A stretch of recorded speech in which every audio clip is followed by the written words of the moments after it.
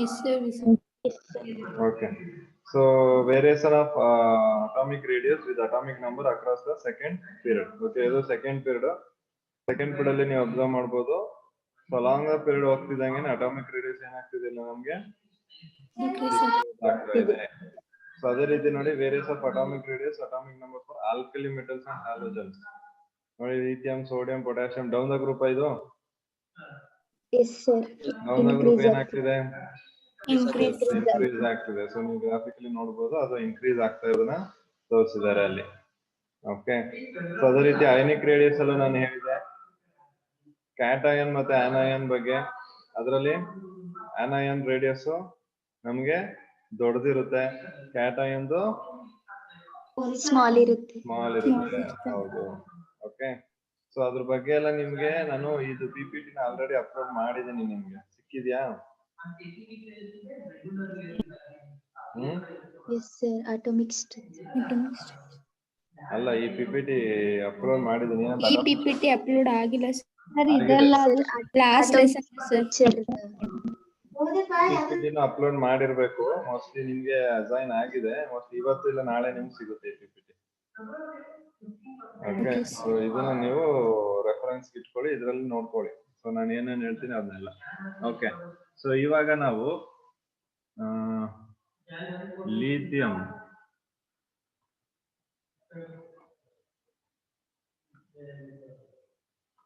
Okay, lithium atomic number ಎಷ್ಟು? 3 ಅಲ್ವಾ? 3 sir. So ಅದ್ರದ್ದು ಎಲೆಕ್ಟ್ರಾನಿಕ್ ಕಾನ್ಫಿಗರೇಷನ್ ಬರುತ್ತೆ ಹೀಲಿಯಂ 2s1 ಬರುತ್ತೆ. ಅದೇ ರೀತಿ ಸೋಡಿಯಂದು ಬರೆದ್ರೆ ನಿಯಾನ್ 3s1 ಬರುತ್ತೆ. ಅದೇ ರೀತಿ ಪೊಟ್ಯಾಷಿಯಂದು ಬರೆದ್ರೆ ಆರ್ಗನ್ 4s1 ಬರುತ್ತೆ. ಓಕೆ, ಸೊ ಅದೇ ರೀತಿ ನಾನು ಲಿಥಿಯಂ ಬರ್ದಿದ್ದೀನಿ ಆಲ್ರೆಡಿ, ಲಿಥಿಯಂ ಅಲ್ಲೇ ಇರಲಿ. ನೆಕ್ಸ್ಟ್ ಬೆರಿಲಿಯಂಗೆ ಹೋಗೋಣ. ಬೆರಿಲಿಯಂದು ಹೀಲಿಯಂ 2s2. ನೆಕ್ಸ್ಟ್ ಬೋರಾನ್, ಬೋರಾನ್ದು helium 2s2 2p1. Okay, next boron ಆದ್ಮೇಲೆ ಕಾರ್ಬನ್ ತಗೊಂಡ್ರೆ that will be helium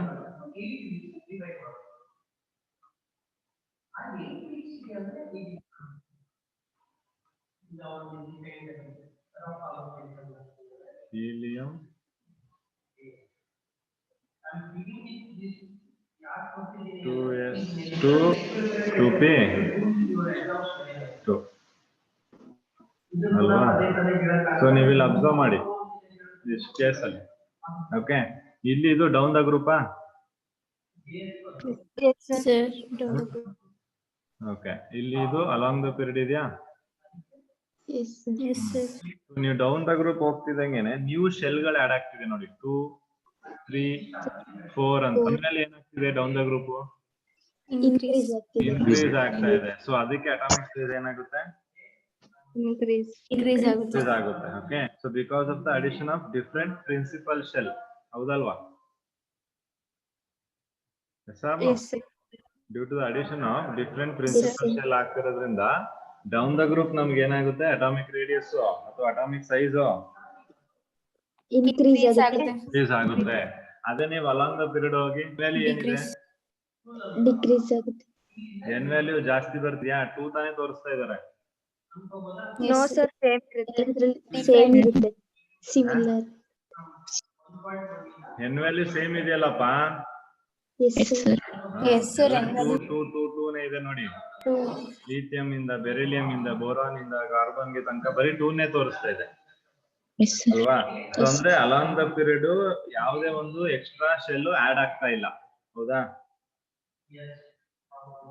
Electron is going to be added to the same subshell ಅಲ್ಲಿ. Along the period, atomic size decreases. ಏನಕ್ಕೆ ಅಂದ್ರೆ electron is added to the same subshell. ಆಗಿದೆಯಾ? Okay.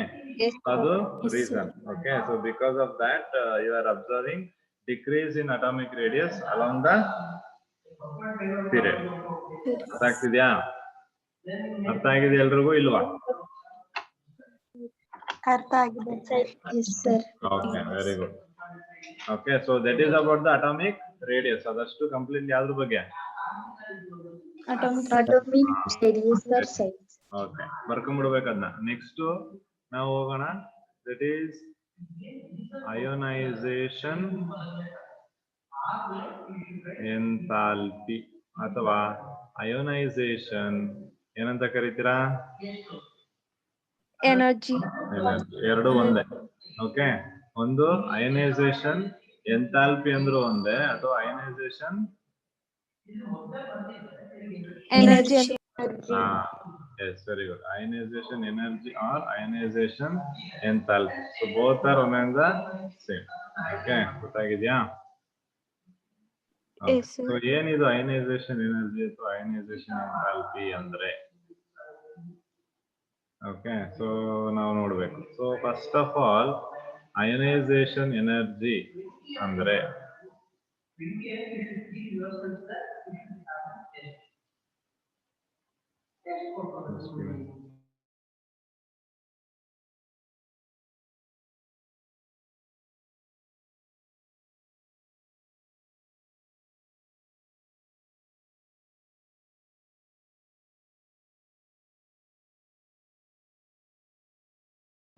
okay, so ionization enthalpy is nothing but it is the amount of energy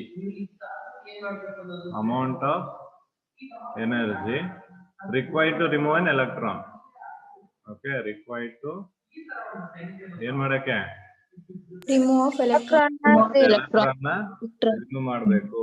ಒಂದು electron ಎಲ್ಲಿಂದ remove ಮಾಡ್ತಿದ್ದಾರೆ ಅಂದ್ರೆ which is present in the valence orbital from an isolated gaseous neutral atom. ತುಂಬಾ important. Okay, ನಾವು electron ನ remove ಮಾಡಕ್ಕೆ energy ಬೇಕು.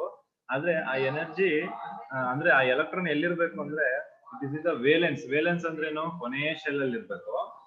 Okay, from an isolated gaseous neutral atom.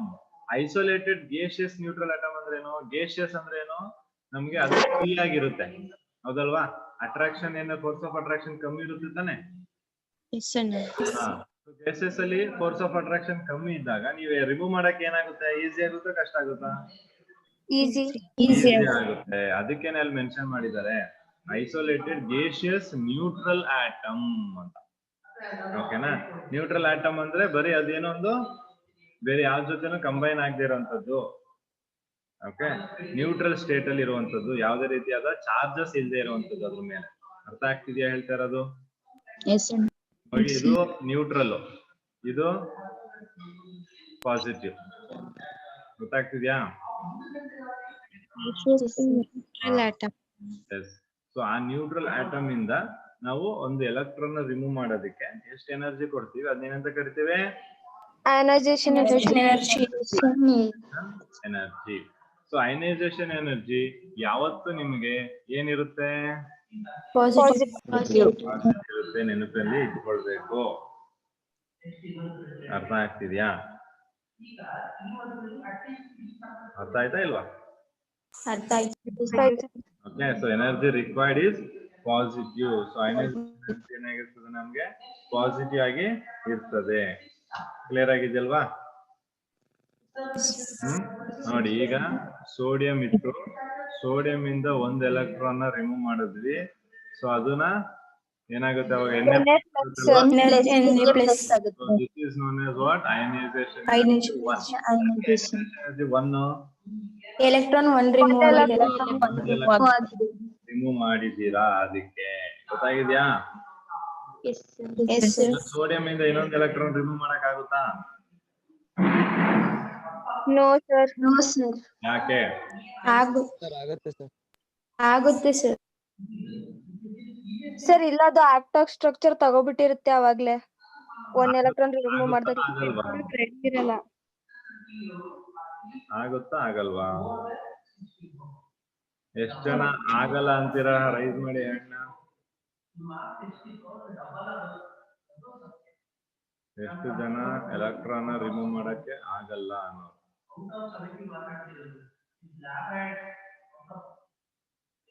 Okay.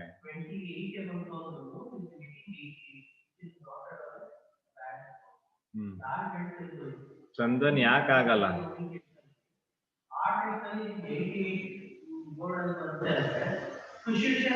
Chandan M ಕೇಳಿದ್ರೆ ಆಗಲ್ಲ ಸರ್ ಅದು ಮೊದ್ಲೇ ತಗೊಂಡ್ಬಿಟ್ಟಿರ ಮೊದ್ಲೇ ತಗೊಂಡ್ಬಿಟ್ಟಿದ್ರೆ ಯಾಕೆ ತೆಗಿಯಕ್ಕಾಗಲ್ಲ?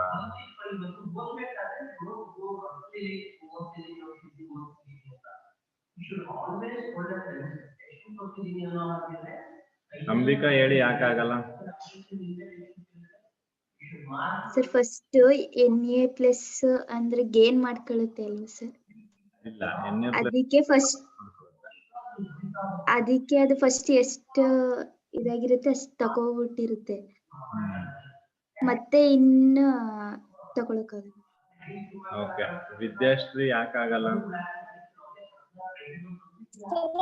ಅದು ಫಸ್ಟ್ ಲಾಸ್ ಆದ್ಮೇಲೆ ಅದು ಸ್ಟೇಬಲ್ ಆಗಿರುತ್ತೆ ಸರ್, ಅದರಿಂದ ಅದು ಮತ್ತೆ ಏನು ಎಲೆಕ್ಟ್ರಾನ್ಸ್ ನ ಲಾಸ್ ಮಾಡ್ಕೊಳ್ಳಲ್ಲ, ಮತ್ತೆ ಗೇನು ಮಾಡ್ಕೊಳ್ಳಲ್ಲ. Very good. Vidyashree is correct. So ನಿಮ್ಗೆ ಎಲೆಕ್ಟ್ರಾನಿಕ್ ಕಾನ್ಫಿಗರೇಷನ್ ಬರಿಬೇಕಾದ್ರೇನೆ ಹ್ಯಾಂಡ್ಸ್ ಡೌನ್ ಮಾಡಿ. ಎಲೆಕ್ಟ್ರಾನಿಕ್ ಕಾನ್ಫಿಗರೇಷನ್ ಬರಿಬೇಕಾದ್ರೆ ನಾನು ಹೇಳಿದ್ದೀನಿ ನಿಮ್ಗೆ ನೋಬಲ್ ಗ್ಯಾಸ್ ಕಾನ್ಫಿಗರೇಷನ್ ಬರುತ್ತೆ. ಸೋಡಿಯಂಗೆ ಏನ್ ಬರೀತೀರಾ? ನಿಯಾನ್ 3s1 ಅಂತ ತಾನೇ ಬರೆಯೋದು ನೀವು. ಒಂದು ಎಲೆಕ್ಟ್ರಾನ್ ಹೋಯ್ತು ಅಂದ್ರೆ ಇನ್ನು ನಿಯಾನ್ ಏನು ನೋಬಲ್ ಗ್ಯಾಸ್ ತಾನೆ, ಇದು ಸ್ಟೇಬಲ್ ತಾನೆ. ಆದ್ಮೇಲೆ ಎಲೆಕ್ಟ್ರಾನ್ ರಿಮೂವ್ ಮಾಡಕ್ ಆಗಲ್ಲ ನೀವು. ಕ್ಲಿಯರ್ ಆಗಿದ್ಯಾ? ಅದಕ್ಕೆ ಇದ್ರದ್ದು ಒಂದೇ ಒಂದು ಅಯನೈಸೇಷನ್, ಒಂದೇ ಎಲೆಕ್ಟ್ರಾನ್ ರಿಮೂವ್ ಮಾಡಕ್ ಆಗೋದು. ಬಟ್ ನಾವು ಈಗ ಅದೇ ರೀತಿ ಅಲ್ಯೂಮಿನಿಯಂ ಏನಾದ್ರು ತಗೊಂಡ್ರೆ, ಅಲ್ಯೂಮಿನಿಯಂ ಅಲ್ಲಿ ಏನ್ ಮಾಡ್ಬೋದು ನೀವು?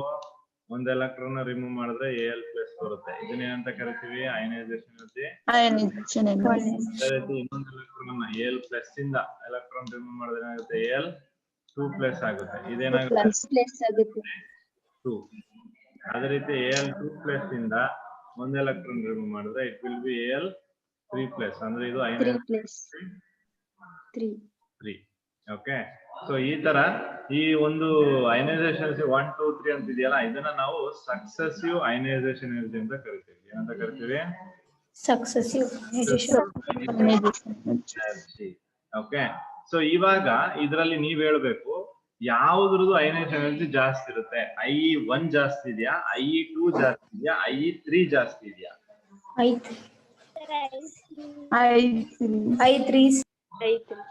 IE3 ಜಾಸ್ತಿ ಇದೆಯಾ? ಯಾಕೆ ಹೇಮ IE3 ಜಾಸ್ತಿ ಇದೆ? ಸರ್ I3 ಅಂದ್ರೆ ಪ್ಲಸ್ ಎಲೆಕ್ಟ್ರಾನ್ ಗೈನ್ ಮಾಡ್ಕೊಂಡಾಗ ಎನರ್ಜಿ ಜಾಸ್ತಿ ಇರುತ್ತೆ ಸರ್.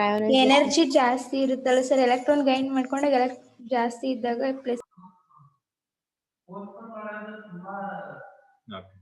ಸೊ ಇಲ್ಲಿ ಅಯನೈಸೇಷನ್ ಎನರ್ಜಿ ನಮ್ಗೆ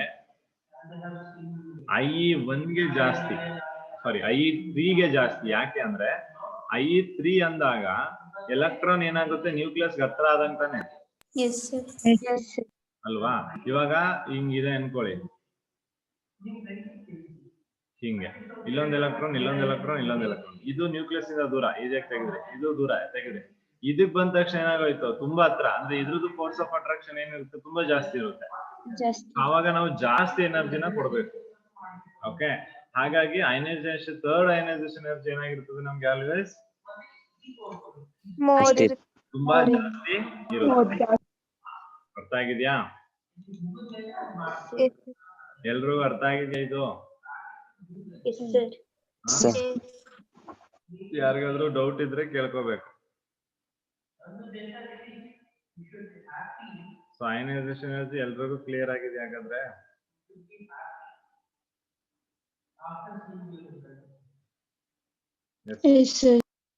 ಓಕೆ ಸರ್, ನೀವ್ ಫಸ್ಟ್ ಹೇಳಿದ್ರಲ್ಲ ಇದು ಗ್ಯಾಸಿಯಸ್ ಮಾತ್ರ.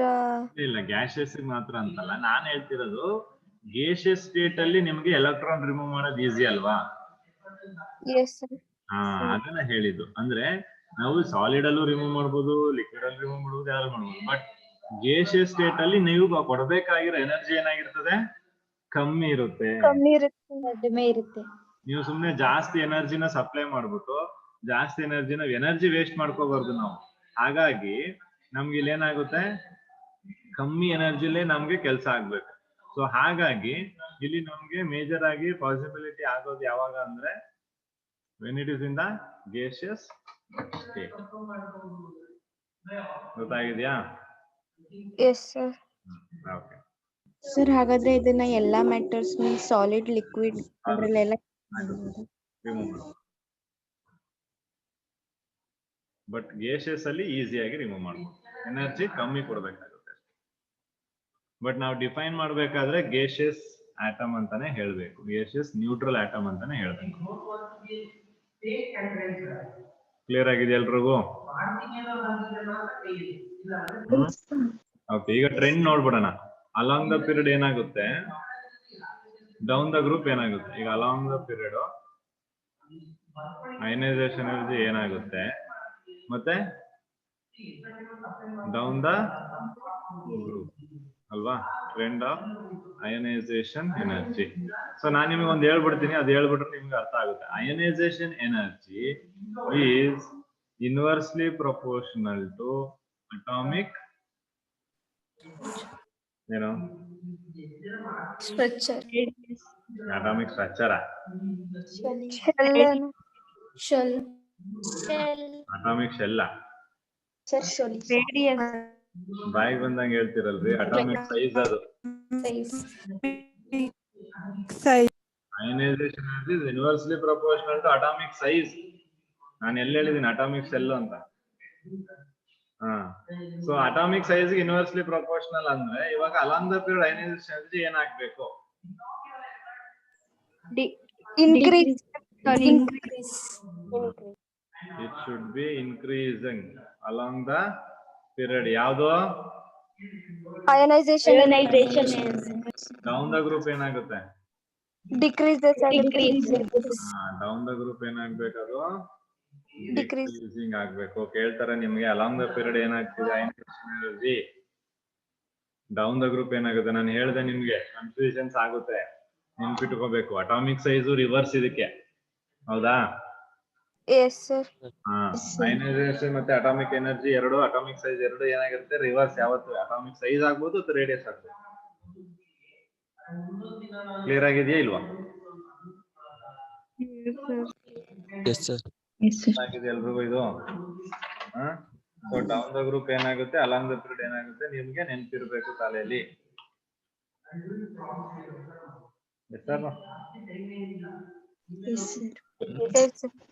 ಓಕೆ, ಅದೇ ರೀತಿ ಇಲ್ಲಿ ಅಯನೈಸೇಷನ್ ಎನರ್ಜಿ.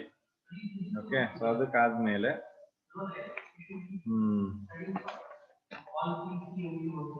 ಈಗ ಅದು ಗೊತ್ತಾಯ್ತಲ್ವಾ ಟ್ರೆಂಡ್ ನಮ್ಗೆ.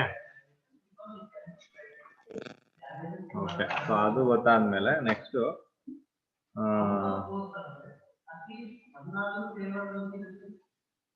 ಎಫೆಕ್ಟಿವ್ ನ್ಯೂಕ್ಲಿಯರ್ ಚಾರ್ಜ್ ಅಂತ ಇದೆ.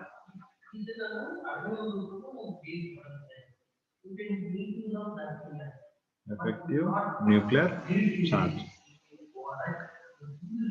ಎಫೆಕ್ಟಿವ್ ನ್ಯೂಕ್ಲಿಯರ್ ಚಾರ್ಜ್ ಅಂದ್ರೆ ಏನು? ನ್ಯೂಕ್ಲಿಯರ್ ಚಾರ್ಜ್ ಜಾಸ್ತಿ ಇದೆ ಅಂದ್ರೆ ಎಲೆಕ್ಟ್ರಾನ್ ಟೈಟ್ ಆಗಿ ಹೋಲ್ಡ್ ಆಗಿರುತ್ತಾ, ಲೂಸ್ ಆಗಿ ಹೋಲ್ಡ್ ಆಗಿರುತ್ತಾ? ಟೈಟ್ ಆಗಿ ಹೋಲ್ಡ್ ಆಗಿರುತ್ತೆ. ಅಂದ್ರೆ ಅಯನೈಸೇಷನ್ ಎನರ್ಜಿ ಅವಾಗ ನೀವು ಜಾಸ್ತಿ ಕೊಡ್ಬೇಕಾ ಕಮ್ಮಿ ಕೊಡ್ಬೇಕಾ? ಜಾಸ್ತಿ ಕೊಡ್ಬೇಕಾಗುತ್ತೆ. ಅಂದ್ರೆ ಇವಾಗ ಎಫೆಕ್ಟಿವ್ ನ್ಯೂಕ್ಲಿಯರ್ ಚಾರ್ಜ್ ಜಾಸ್ತಿ ಇದೆ ಅಂದ್ರೆ ಅಯನೈಸೇಷನ್ ಎನರ್ಜಿ ಏನಾಗ್ಬೇಕು, ಅದು ಜಾಸ್ತಿ ಆಗ್ಬೇಕು. Very good. ಸೊ ಹಾಗಾದ್ರೆ ನಾನು effective nuclear charge is directly proportional to ionisation energy ಅಂತ ಬರೀಬೋದಾ? Yes sir. ಇದು ಜಾಸ್ತಿ ಆದ್ರೆ ಇದು ಜಾಸ್ತಿನೇ ತಾನೆ? Yes sir. ಗೊತ್ತಾಗಿದ್ಯಾ? ಬರ್ಕೋಬೇಕು ಇವೆಲ್ಲ. So effective nuclear charge increase ಆದ್ರೆ ಅಯನೈಸೇಷನ್ ಎನರ್ಜಿ ಕೂಡ ಏನಾಗುತ್ತೆ ನಮ್ಗೆ? ಇನ್ಕ್ರೀಸ್ ಆಗುತ್ತೆ. Very good. Okay,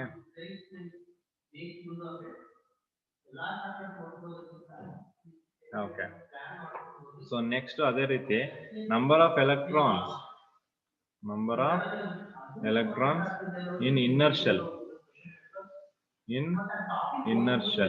inner shell ಅಂದ್ರೆ ಏನು? ಇದು ನ್ಯೂಕ್ಲಿಯಸ್ ಅಂದ್ರೆ ಇದ್ರೊಳಗಡೆ ಎಲೆಕ್ಟ್ರಾನ್ಗಳು ಜಾಸ್ತಿ ಇದ್ರೆ ಅರ್ಥ ಆಗ್ತಿದ್ವಿ. ಹೊರಗಡೆ ಶೆಲ್ ಇದು ಔಟರ್ ಶೆಲ್. ಇದ್ರೊಳಗಡೆ ಎಲ್ಲ ಇರುವಂತ ಎಲೆಕ್ಟ್ರಾನ್ಸ್ ಏನಿರ್ತದೆ ಜಾಸ್ತಿ ಇದೆ ಅನ್ಕೊಳ್ಳಿ. ಅರ್ಥ ಆಗ್ತಿದ್ಯಾ? ನಾನ್ ನಿಮ್ಗೆ ಶೀಲ್ಡಿಂಗ್ ಎಫೆಕ್ಟ್ ಅಂತ ಒಂದು ಹೇಳಿದ್ದೆ. ನೀವು ಫೈರ್ ಮಾಡಿದಾಗ ಫೈರ್ ಇಟ್ರೆ ಕೊನೆಯಲ್ಲಿರೋನ್ಗೆ ಬೆಂಕಿ ಶಾಖ ಕಮ್ಮಿ ಸಿಗುತ್ತೆ ಅಂತ ಅಲ್ವಾ? ಈಗ ನ್ಯೂಕ್ಲಿಯಸ್ ಇಲ್ಲಿದೆ ಅಂದ್ರೆ ಈ nucleus force of attraction electron ಮೇಲೆ ಜಾಸ್ತಿ ಇದೆ ಕಮ್ಮಿ ಇದೆಯಾ? ಕಡಿಮೆ ಇರುತ್ತೆ ಸರ್. ಯಾಕಂದ್ರೆ ಕೆಲವೊಂದು ನ್ಯೂಕ್ಲಿಯರ್ ಚಾರ್ಜ್ ಗಳನ್ನ ಇವೇ ಶೀಲ್ಡ್ ಮಾಡ್ತಾ ಇದಾವೆ ಇಲ್ಲಿ. ಹೌದಲ್ವಾ? ಸೊ ಹಾಗಾಗಿ ಅಯನೈಸೇಷನ್ ಎನರ್ಜಿ ಇಲ್ಲಿಗೆ ಜಾಸ್ತಿ ಬೇಕಾ ಕಮ್ಮಿ ಬೇಕಾ? ಕಡಿಮೆ ಬೇಕು ಸರ್. ಕಡಿಮೆ ಬೇಕು. ಯಾಕಂದ್ರೆ ಇಲ್ಲಿಗೆ ನ್ಯೂಕ್ಲಿಯರ್ ಚಾರ್ಜ್ ಕಮ್ಮಿ ಇದೆ ಅಲ್ವಾ? ಶೀಲ್ಡ್ ಮಾಡಿರೋದ್ರಿಂದ ಇದ್ರದ್ದು ಫೋರ್ಸ್ ಆಫ್ ಅಟ್ರಾಕ್ಷನ್ ಈ ಎಲೆಕ್ಟ್ರಾನ್ಗೂ ನ್ಯೂಕ್ಲಿಯಸ್ಗೂ ಅಟ್ರಾಕ್ಷನ್ ಕಮ್ಮಿ ಇದೆ ಅಲ್ವಾ? ಕಮ್ಮಿ ಬೇಕಾ ಜಾಸ್ತಿ ಬೇಕಾ? ಕಡಿಮೆ. ಅಂದ್ರೆ ಶೀಲ್ಡಿಂಗ್ ಎಫೆಕ್ಟ್ ಜಾಸ್ತಿ ಇದ್ರೆ ಅಯನೈಸೇಷನ್ ಎನರ್ಜಿ ಜಾಸ್ತಿ ಬೇಕು. ಕಮ್ಮಿ ಬೇಕು ಸರ್. ಕಡಿಮೆ ಬೇಕು. ನೋಡಿ, ಶೀಲ್ಡಿಂಗ್ ಎಫೆಕ್ಟ್ ಅಂದಾಗ ಇವು ಎಲೆಕ್ಟ್ರಾನ್ಗಳು ಶೀಲ್ಡ್ ಮಾಡ್ತಾ ಇದಾವೆ ಅಂತ. ಇವು ಜಾಸ್ತಿ ಶೀಲ್ಡ್ ಮಾಡಿದ್ರೆ ನ್ಯೂಕ್ಲಿಯರ್ ಚಾರ್ಜ್ ನ ಇವು ಜಾಸ್ತಿ ಶೀಲ್ಡ್ ಮಾಡಿದ್ರೆ ಇದ್ರ ಮೇಲೆ ಕಮ್ಮಿ ತಾನೆ. ಅವಾಗ ಎಲೆಕ್ಟ್ರಾನ್ ರಿಮೂವ್ ಮಾಡೋದು ತುಂಬಾ ಈಸಿ ಅಲ್ವಾ? ಸೊ ಅದನ್ನು ನೆನ್ಪಿಟ್ಕೊಬೇಕು. ಸೊ ಇನ್ನರ್ ಎಲೆಕ್ಟ್ರಾನ್ಸ್ ಅಂದ್ರೆ ಇನ್ನರ್ ಶೆಲ್ ಒಳಗಡೆ ಜಾಸ್ತಿ ಎಲೆಕ್ಟ್ರಾನ್ ಇದ್ದಷ್ಟು ಅಯನೈಸೇಷನ್ ಎನರ್ಜಿ ಏನಾಗುತ್ತೆ? ಈಗ ಸರ್ ರಿಪೀಟ್ ಮಾಡಿ. ಇನ್ನರ್ ಶೆಲ್ ಅಲ್ಲಿ ಎಲೆಕ್ಟ್ರಾನ್ಸ್ ಗಳು ಜಾಸ್ತಿ ಇದ್ದಷ್ಟು ಅಯನೈಸೇಷನ್ ಎನರ್ಜಿ ಏನಾಗುತ್ತೆ? ಕಡಿಮೆ ಆಗುತ್ತೆ. ಕಮ್ಮಿ ಆಗುತ್ತೆ. ನೆನ್ಪಿಟ್ಕೋಬೇಕು. ಹೌದಲ್ವಾ? Yes sir. ಗುಡ್. ಸೊ ಅದು ನೆನ್ಪಿರ್ಲಿ ನಿಮ್ಗೆ. ಓಕೆನಾ? ಓಕೆ. ಸೊ ಅದೇ ರೀತಿ ನೆಕ್ಸ್ಟ್ ಸರ್ ಈ ಅಯೋನೈಸೇಷನ್ ಎನರ್ಜಿ ಎಲೆಕ್ಟ್ರಾನ್ ಬಾಂಡ್ ಆಗ್ತಿರ್ತಲ್ಲ ಅವಾಗ್ಲಾ ಯೂಸ್ ಆಗುತ್ತೆ. ಇದು ಎಲೆಕ್ಟ್ರಾನ್ ಬಾಂಡ್ ಆಗಕ್ಕಿಂತ ನೋಡಿ ನಮ್ಗೆ ಈಗ Na+ ಆಗ್ಬೇಕು. ಓಕೆ, ಅಂದ್ರೆ ಒಂದು ಎಲೆಕ್ಟ್ರಾನ್ ನೀವು ರಿಮೂವ್ ಮಾಡ್ಕೋಬೇಕು. ಯಾಕಂದ್ರೆ electrons are responsible for the bonding and everything.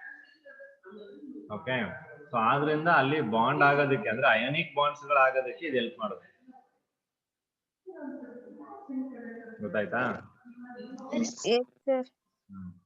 So next effect of half filled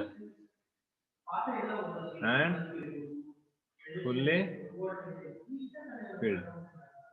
half filled ಮತ್ತೆ fully filled. So half filled ಮತ್ತೆ ಫುಲ್ಲಿ ಫಿಲ್ಡ್ ಅಲ್ಲಿ ಓಕೆ, ಸೊ ಹಾಫ್ ಫಿಲ್ಡ್ ಮತ್ತೆ ಫುಲ್ಲಿ ಫಿಲ್ಡ್ ಸ್ಟೇಬಲ್ ಜಾಸ್ತಿನಾ stable ಕಮ್ಮಿನಾ? ಜಾಸ್ತಿ sir. Stable ಜಾಸ್ತಿ ಇರುತ್ತೆ. Filled ಅಥವಾ fully filled are more stable. So ತುಂಬಾ ಸ್ಟೇಬಲ್ ಇದೆ ಅಂದ್ರೆ ಅಯನೈಸೇಷನ್ ಎನರ್ಜಿ ಕಮ್ಮಿ ಬೇಕಾ ಜಾಸ್ತಿ ಬೇಕಾ? ಜಾಸ್ತಿ ಬೇಕು. ಜಾಸ್ತಿ ಬೇಕಲ್ವಾ? ಸೊ ಹಾಗಾದ್ರೆ ಹಾಫ್ ಫೀಲ್ಡ್ ಮತ್ತೆ ಫುಲ್ಲಿ ಫೀಲ್ಡ್ ಇದ್ರೆ ಅಯನೈಸೇಷನ್ ಎನರ್ಜಿ ಡೈರೆಕ್ಟ್ಲಿ ಪ್ರಪೋರ್ಷನಲ್ ಆಗಿರ್ತದಾ? ಹಾಫ್ ಫೀಲ್ಡ್ ಫುಲ್ಲಿ ಫೀಲ್ಡ್ ದಾಗ ಅಯನೈಸೇಷನ್ ಎನರ್ಜಿ ಜಾಸ್ತಿ ಬೇಕು ತಾನೆ? ಜಾಸ್ತಿ ಬೇಕು ಸರ್. ಗೊತ್ತಾಗ್ತಿದ್ಯಾ? Yes sir. ಆಯ್ತಾ? ಓಕೆ, ಸೊ ಅದನ್ನ ನಾವು ಏನಂತ ಕರಿತೀವಿ ಇಲ್ಲಿ? Effect of half filled and fully filled orbitals. ಗೊತ್ತಾಗಿದ್ಯಾ? Half filled fully filled ionisation ಜಾಸ್ತಿ ಬೇಕಾ ಕಮ್ಮಿ ಬೇಕಾ? ಜಾಸ್ತಿ ಬೇಕು. ಗುಡ್. ಗೊತ್ತಾಗಿದೆ ಎಷ್ಟು ಅಯನೈಸೇಷನ್ ಎನರ್ಜಿ ಬಗ್ಗೆ? Yes around the third ionisation energy ಏನಾಗುತ್ತೆ? ಇನ್ಕ್ರೀಸ್ ಆಗುತ್ತೆ. ಡೌನ್ ದ ಗ್ರೂಪ್ ಏನಾಗುತ್ತೆ? ಡಿಕ್ರೀಸ್. ಡೌನ್ ದ ಗ್ರೂಪ್ ಏನಾಗುತ್ತೆ? Atomic size down the group ಏನಾಗುತ್ತೆ? ಇನ್ಕ್ರೀಸ್ ಆಗುತ್ತೆ. Ionisation energy down the group ಏನಾಗುತ್ತೆ? ಡಿಕ್ರೀಸ್ ಆಗುತ್ತೆ. ಸೊ ಇದನ್ನ ಹೆಂಗ್ ಉಲ್ಟಾ ಮಾಡಿ ಪಲ್ಟಾ ಮಾಡಿ ಕೇಳಿದ್ರು ನಿಮ್ಗೆ ಗೊತ್ತಿರ್ಬೇಕು. ಗೊತ್ತಾಗಿದ್ಯಾ?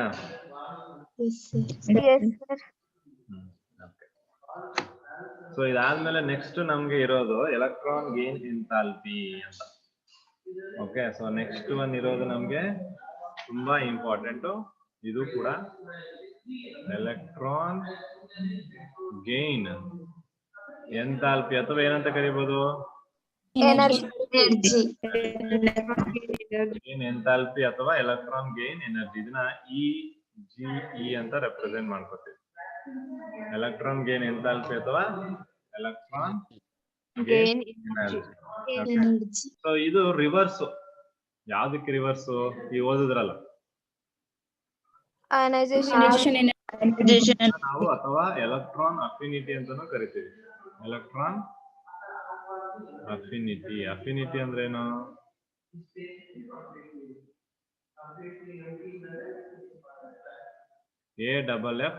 AFFINITY affinity. ದೂರ ಅಂತ ಅಫಿನಿಟಿ ಅಂದ್ರೆ ಅಟ್ರಾಕ್ಷನ್ ಅಂತ. ಓಕೆ, ಎಲೆಕ್ಟ್ರಾನ್ ಅಫಿನಿಟಿ ಅಂದ್ರೆ ಎಲೆಕ್ಟ್ರಾನ್ ಅಟ್ರಾಕ್ಷನ್ ಅಂತ. ಓಕೆ, ಇದನ್ನು ಕರೆಕ್ಟ್ ಆಗಿ ಅರ್ಥ ಮಾಡ್ಕೋಬೇಕು ನಾವು. ಇಲ್ಲಿ ನಾವು ಲಾಸ್ಟ್ ಕೇಸ್ ಅಲ್ಲಿ ಅಂದ್ರೆ ಅಯನೈಸೇಷನ್ ಎನರ್ಜಿ ಓದ್ಬೇಕಾದ್ರೆ ನಾವು ಎನರ್ಜಿನ ಕೊಟ್ವಿ, ಹೌದಾ? ಎಲೆಕ್ಟ್ರಾನ್ ರಿಮೂವ್ ಮಾಡೋದಕ್ಕೆ ನಾವ್ ಎನರ್ಜಿನ ಕೊಟ್ವಿ. ಅವಾಗ ಅದು ಪಾಸಿಟಿವ್ ಅಂತ ನೆಗೆಟಿವ್ ಅಂತ?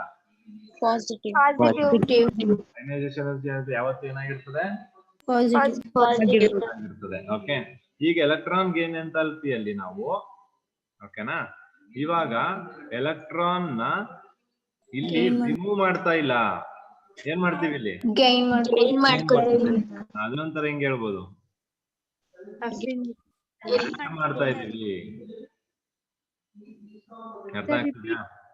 ನೆಗೆಟಿವ್ ಇರುತ್ತೆ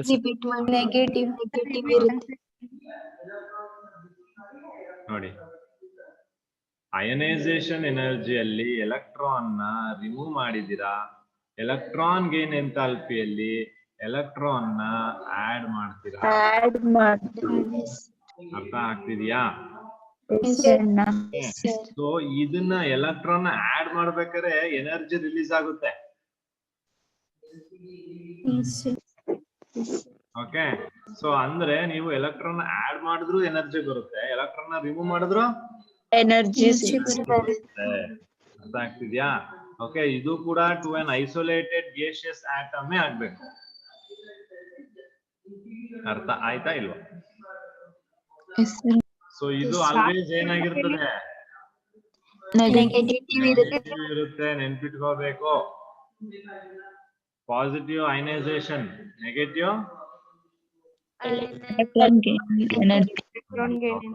ಸೊ ಇದರಲ್ಲಿ ಅಡಿಷನ್ ಮಾಡ್ತೀವಿ, ಅದರಲ್ಲಿ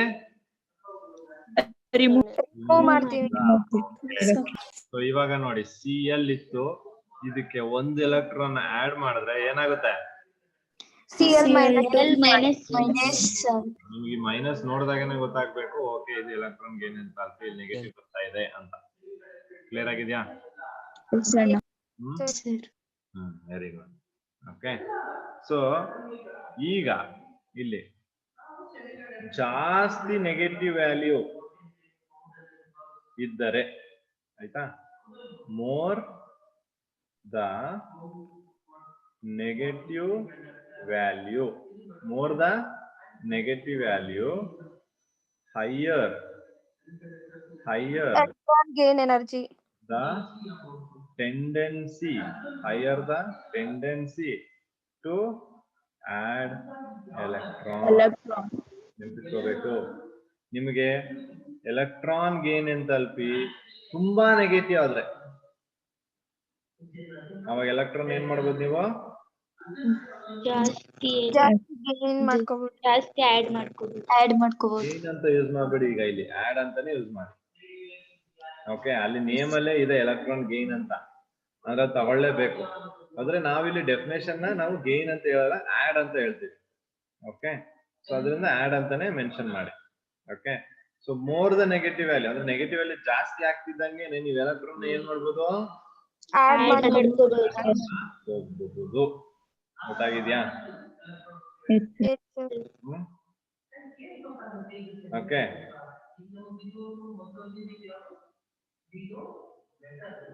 ಸೊ ಈಗ ಚಿಕ್ಕ ಆದಾಗಿರುವಂತಹ, ಅಂದ್ರೆ ಸೈಜ್ ಚಿಕ್ಕದಾಗಿರೋದಕ್ಕೆ ಎಲೆಕ್ಟ್ರಾನ್ ಆಡ್ ಮಾಡೋದು ಈಸಿನಾ, ಸೈಜ್ ದೊಡ್ಡದಾಗಿರೋದಕ್ಕೆ ಎಲೆಕ್ಟ್ರಾನ್ ಆಡ್ ಮಾಡೋದು ಈಸಿನಾ?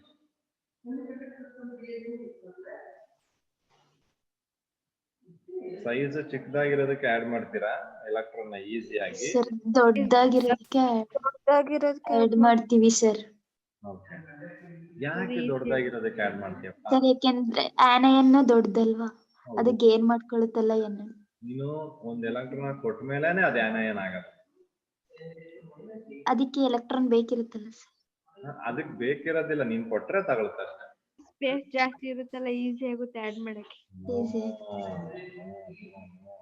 ಇಲ್ಲಿ ನೋಡಿ, ಈಗ ಇದು ನ್ಯೂಕ್ಲಿಯಸ್ ಸುತ್ತ ಹಿಂಗಿದೆ ಅನ್ಕೋಣ.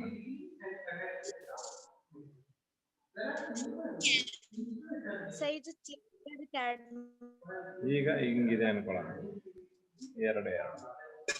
ಓಕೆ, ಇಲ್ಲಿ ನೀವು ಎಲೆಕ್ಟ್ರಾನ್ ಆಡ್ ಮಾಡಿದ್ರೆ ನ್ಯೂಕ್ಲಿಯಸ್ಗೂ ಎಲೆಕ್ಟ್ರಾನ್ಗೂ ಅಟ್ರಾಕ್ಷನ್ ಜಾಸ್ತಿನ ಕಮ್ಮಿನ? ಇಲ್ಲಿ ಎಲೆಕ್ಟ್ರಾನ್ ಆಡ್ ಕಡಿಮೆ ಆಡ್ ಮಾಡಿದ್ರೆ 1 ಮತ್ತೆ 2 ಇದೆ, ಯಾವ್ದ್ರಲ್ಲಿ ಅಟ್ರಾಕ್ಷನ್ ಜಾಸ್ತಿ? ಅಟ್ರಾಕ್ಷನ್ ಜಾಸ್ತಿ. ಅಂದ್ರೆ ನೀವು ಆಡ್ ಮಾಡೋ ಎಲೆಕ್ಟ್ರಾನ್ ಬೇಗ ಹೊಂಟೋಗ್ಬಿಡ್ಬೇಕಾ, ಅಲ್ಲೇ ಇರ್ಬೇಕಾ? ಅಲ್ಲೇ ಇರ್ಬೇಕು. ಅಂದ್ರೆ ನೀವ್ ಯಾವ್ದಕ್ಕೆ ಆಡ್ ಮಾಡ್ಬೇಕು? ದೊಡ್ಡದಾಗಿರಕಂತ ಸ್ಮಾಲ್ ಸೈಜ್ ಇರೋದಕ್ಕೆ ಆಡ್ ಮಾಡ್ಬೇಕು. ಸ್ಮಾಲ್ ಸೈಜ್ ಇರೋದಕ್ಕೆ ಆಡ್ ಮಾಡೋದ್ರಿಂದ ನ್ಯೂಕ್ಲಿಯಸ್ ಮತ್ತೆ ಆ ಎಲೆಕ್ಟ್ರಾನ್ ಮಧ್ಯೆ ಅಟ್ರಾಕ್ಷನ್ ಜಾಸ್ತಿ ಆಗುತ್ತೆ. ಆಡ್ ಮಾಡಿದ್ರೆ ಸೈಜ್ ಅದ್ರದ್ದು ಮಧ್ಯೆ ಅಟ್ರಾಕ್ಷನ್ ಕಮ್ಮಿ ಆಗುತ್ತೆ. ನೆನ್ಪಿಟ್ಕೊಳ್ಳಿ. ಅರ್ಥ ಆಗ್ತಿದ್ಯಾ? ಓಕೆ, ಅಂದ್ರೆ ನೀವೇನ್ ಬರಿಬಹುದು? ಸ್ಮಾಲ್ ಸೈಜ್ ಇದ್ರೆ ಏನ್ ಮಾಡ್ಬೇಕು? ಎಲೆಕ್ಟ್ರಾನ್ ಆಡ್ ಮಾಡ್ಬೇಕು. ಅಂದ್ರೆ ಮೋರ್ ನೆಗೆಟಿವ್ನಾ? ಎಲೆಕ್ಟ್ರಾನ್ ಆಡ್ ಮಾಡೋ ಟೆಂಡೆನ್ಸಿ ಮೋರ್ ನೆಗೆಟಿವ್ ಇದ್ರೆ ತಾನೆ?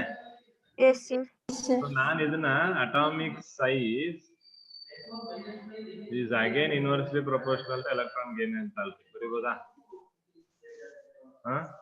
ಅಟಾಮಿಕ್ ಸೈಜ್ ಕಮ್ಮಿ ಇತ್ತು ಅಂದ್ರೆ electron gain enthalpy more negative ಅಂತ. ಯಾಕಂದ್ರೆ ಇದು ನೆಗೆಟಿವ್ ತಾನೆ? ಅರ್ಥ ಆಗ್ತಿದ್ಯಾ? ಎಲೆಕ್ಟ್ರಾನ್ ಗೇನ್ ಎಂಥಾಲ್ಪಿನೇ ನೆಗೆಟಿವ್. ಇವಾಗ ಅಟಾಮಿಕ್ ಸೈಜ್ ಚಿಕ್ಕದಾಗ್ತಿದೆ ಅಂದ್ರೆ ನೆಗೆಟಿವ್ ಜಾಸ್ತಿ ಆಗ್ತಿದೆ ಅಂತ ತಾನೆ ಅರ್ಥ? ಅರ್ಥ ಆಗ್ತಿದೆ ನಿಮ್ಗೆ ನಾನು ಹೇಳ್ತಾ ಇರೋದು? ಯಾರಿಗಾದ್ರು ಅರ್ಥ ಆಗಿಲ್ಲ ಅಂದ್ರೆ ಕೇಳ್ಕೊಳ್ಳಿ. ನೋಡಿ, ಅಟಾಮಿಕ್ ಸೈಜ್ ಚಿಕ್ಕದಾಗ್ತಾ ಹೋಗ್ತಿದಂಗೆನೆ ಇದು ಮೋರ್ ನೆಗೆಟಿವ್ ಆಗ್ತಾ ಹೋಗುತ್ತೆ. ಮೋರ್ ನೆಗೆಟಿವ್ ಆಗ್ತಿದೆ ಅಂದ್ರೆ ಎಲೆಕ್ಟ್ರಾನ್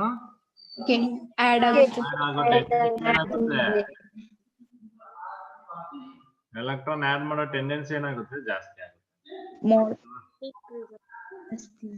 ಹೌದಾ ಇಲ್ವಾ? ಓಕೆ, ಈಗ ಗೊತ್ತಾಯ್ತಾ ನಿಮ್ಗೆ? ಇವಾಗ ಇದು ನೋಡೋದ್ಮೇಲೆ ಓಕೆ, ನೀವ್ ಹೇಳ್ಬೇಕು ನನ್ಗೆ ಅಲಾಂಗ್ ದ ಪೀರಿಯಡ್ ಏನಾಗುತ್ತೆ?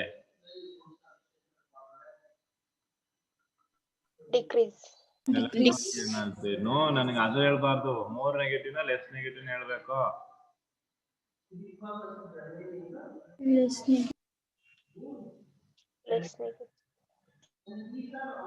ಅಲಾಂಗ್ ದ ಪೀರಿಯಡ್ ಏನಾಗುತ್ತೆ? Increases sir. ನಾನ್ ಕೇಳ್ತಾ ಇರೋದು ನೆಗೆಟಿವ್ ಟರ್ಮ್ಸ್ ಅಲ್ಲಿ ಹೇಳಿ ಅಂತ.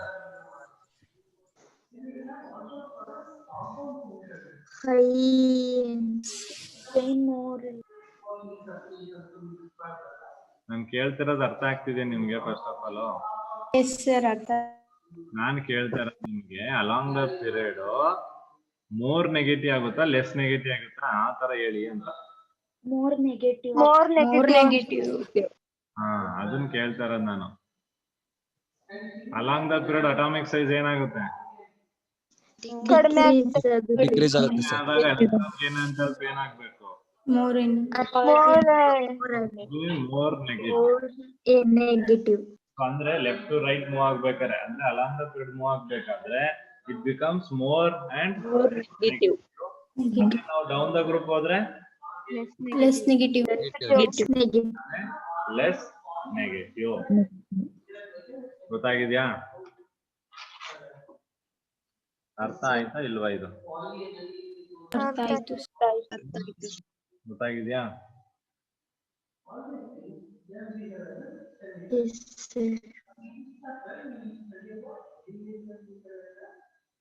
ಏನಾದ್ರು ಡೌಟ್ಸ್ ಇದೆ ಇದ್ರಲ್ಲಿ?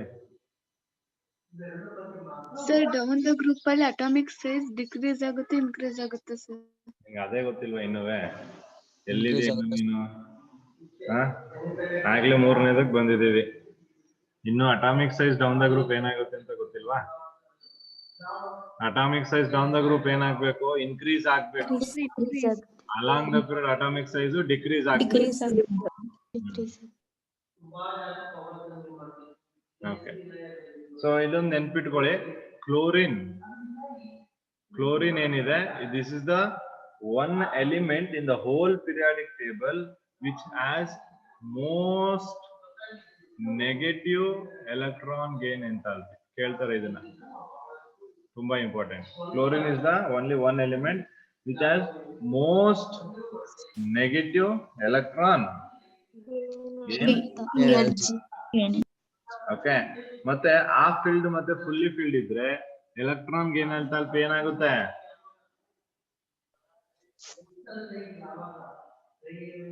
ಹೇಳಿ. ನೆಗೆಟಿವ್ ಮೋರ್ ಇರುತ್ತೆ ಸರ್. ಹೆಂಗಪ್ಪ ನೆಗೆಟಿವ್ ಮೋರ್ ಇರುತ್ತೆ? ಅದು ಸ್ಟೇಬಲ್ ಇದೆಯಲ್ಲ ಆಲ್ರೆಡಿ. ಎಲ್ಲಿಂದ ಆಡ್ ಮಾಡ್ತೀಯ ಎಲೆಕ್ಟ್ರಾನ್ ನೀನು? ಸೇಮ್ ಇರುತ್ತೆ ಸರ್.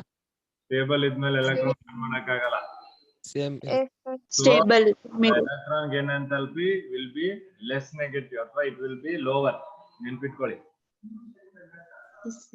ಹಾಫ್ ಫೀಲ್ಡ್ ಮತ್ತೆ ಫುಲ್ಲಿ ಫೀಲ್ಡ್ ಇದ್ರೆ it has a lower electron gain enthalpy. ಬರ್ಕೊಳ್ಳಿ ಅದನ್ನ, half field R fully field. So ಎರಡು ಕೇಸಲ್ಲಿ electron gain enthalpy will be lowered. ಅರ್ಥ ಆಗಿದ್ಯಾ? ಏನೋ ಡೌಟ್ಸ್ ಇದೆ ಇದರಲ್ಲಿ?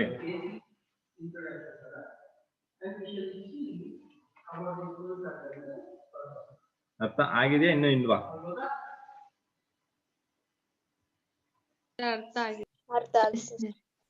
ಗೊತ್ತಾಗಿಲ್ಲ ಅಂದ್ರೆ ಕೇಳಿ. Let me tell you, explain you and finish it off. Problem ಏನಿಲ್ವಾ? No sir. Okay. Okay. So that is about electron gain enthalpy. Okay na? Yes, sir.